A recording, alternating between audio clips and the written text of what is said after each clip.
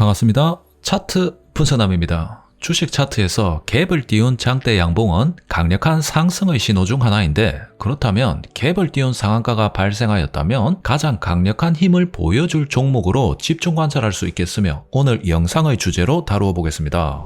차트 세팅 말씀드리면, 화면의 보라색 선은 240일 지수 2평을 나타내며, 연두색은 지난 영상에서 자세히 다루어 드렸던 지표로 볼린저 밴드에서 상한선과 중심선은 제외하고 하단선만을 기간값 60에 표준 편차값 1.5로 나타냈습니다. 이 볼린저 밴드에 대한 소개와 자세한 활용법은 본문상 링크의 영상을 참조해 주시기 바라며, 오늘은 갭 상한가 발생 종목을 기점으로 볼밴을 이용한 정밀한 매수 타점을 노리는 것이 핵심이 되겠습니다. 자, 화면의 미래나노텍 종목 보시면 17년부터 20년 초까지 이렇게 몇 차례의 상승 추세 전환을 시도하였지만 상승 추세로 돌리는 데는 실패하고 하락 추세를 이어간 것을 알 수 있습니다. 하지만 자세히 보시면 19년 4에서 6월까지 2분기 자리는 240일 2평을 파동으로 돌파해냈으며, 전고점 또한 돌파했었기 때문에 첫 돌파 자리는 제대로 된 상승 추세로의 전환에 무게를 두기는 힘들어 매수로서의 위험은 있지만, 이 같은 모습 뒤 저점 지지를 하고 240일 2평의 재안착까지 이루어진다면 추세 전환에 무게를 두고 좋은 저가 매수 타점을 노릴 수 있게 되는데, 미래나노텍은 19년 말 20년 초 장대 양봉으로 240일 돌파를 시도하면서 저가 라인선까지 안정적으로 올리는 모습입니다.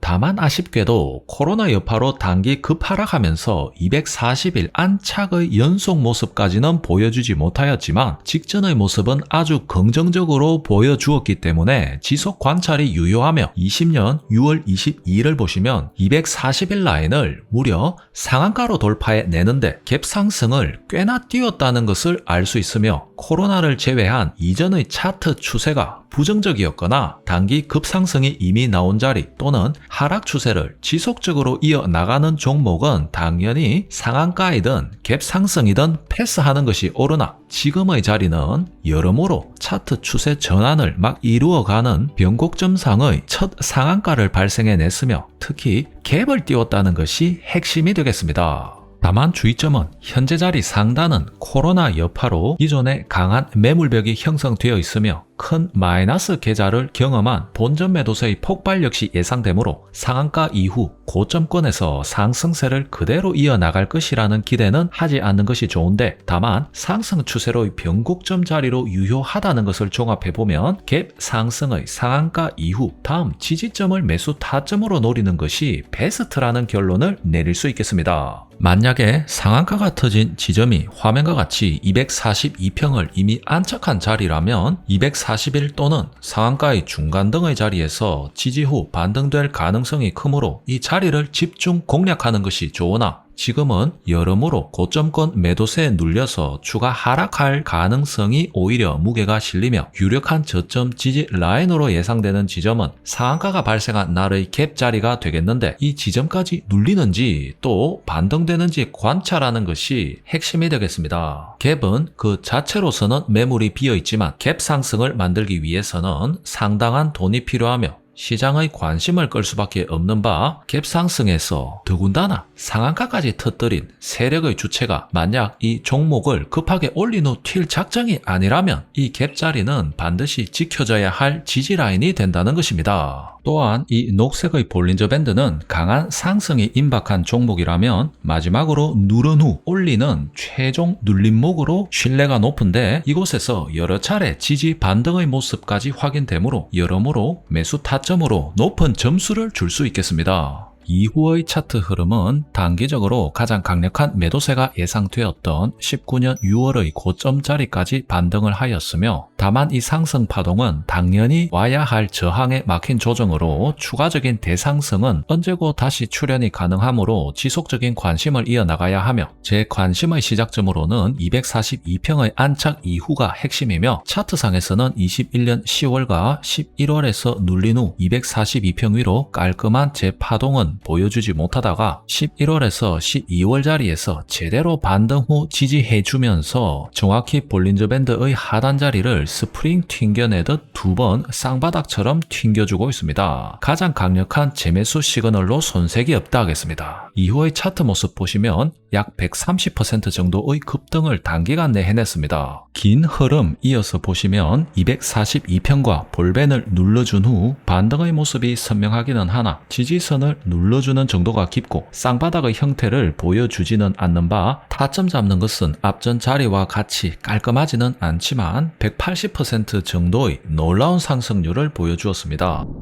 다음으로 한일화학 보시겠습니다. 2020년 말까지는 242평 아래의 하락 추세였다가 12월이 되자 242평을 돌파 후 지지하는데 갑자기 갭 상한가가 발생합니다. 그렇다면 이 자리는 242평을 안착 후 상승하는 기점이면서도 갭을 동반한 상한가가 발생하므로 갭을 메우는 조정이 나오더라도 갭의 하단부에서는 지지 반등의 가능성은 매우 클 것입니다. 이 종목에서도 이렇게 쌍바닥의 형상을 보인 후에 즉각적인 급등을 한 차례 보여주었으며 이제 막 전환된 추세상의 첫 상승 파동이 나왔을 뿐이므로 이후 흐름 주목하시면서 지속적인 매수 타점 공략이 주요하겠습니다. 그 타점으로는 연두색의 볼린저 밴드 하단 242평 또 이 두 개의 선이 중첩되는 자리를 노리시는 것을 권장드리며 차트에서도 보시듯이 7월에 볼벤을 누른 후 돌파, 8월에 볼벤을 다소 깊이 눌렀지만 242평에서 지지되며 다시 재상승, 10월에는 2평과 볼벤이 중첩된 자리에서 더 강력한 지지를 받으면서 상한가로의 반등이 나왔으며 이후에도 여러 차례 유효한 매수 타점이 지속적으로 쏟아진다는 것이 확인 가능하실 것입니다.